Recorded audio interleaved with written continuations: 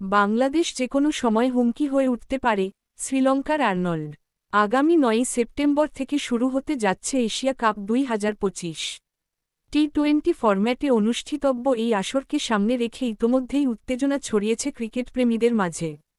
২০২২ সালে সংযুক্ত আরব আমিরাতে অনুষ্ঠিত সর্বশেষ এশিয়া কাপে শিরোপা জিতেছিল শ্রীলঙ্কা।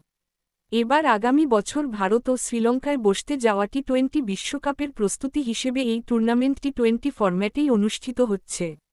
সম্প্রতি ইন্দো এশিয়ান নিউজ সার্ভিসের আইএএনএস সঙ্গে আলাপকালে শ্রীলঙ্কার সাবেক ক্রিকেটার ও ধারাভাষ্যকার রাসেল আর্নল্ড এশিয়া কাপ নিয়ে খোলামেলা আলোচনা করেছেন।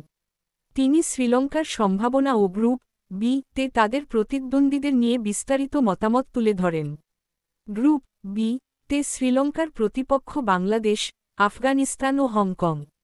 আর্নল্ডের মতে, এটি একটি কঠিন গ্রুপ, যেখানে হেলাফেলার কোনো সুযোগ নেই। আর্নল্ড বিশেষভাবে আফগানিস্তানের প্রতি সতর্ক থাকার পরামর্শ দিয়েছেন। তিনি বলেন, আফগানিস্তান প্রতিনিয়ত উন্নতি করছে। তাদের বোলিং সবসময়ই শক্তিশালী ছিল। রশিদ খানের মতো বোলারদের নেতৃত্বে তাদের বোলিং ইউনিট বৈচিত্র্যে ভরপুর। এখন তারা ব্যাটিংয়েও শক্তিশালী হচ্ছে। পাওয়ার হিটিংয়ের পাশাপাশি ইনিংস নিয়ন্ত্রণ করতে পারা ব্যাটারও তাদের দলে রয়েছে।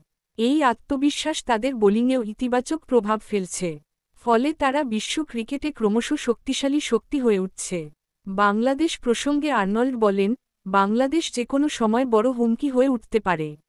সম্প্রতি নিজেদের মাঠে শ্রীলঙ্কা ২-১ ব্যবধানে বাংলাদেশের কাছে সিরিজ হেরেছে। তাই এই গ্রুপে শ্রীলঙ্কার জন্য কাজটা সহজ হবে না।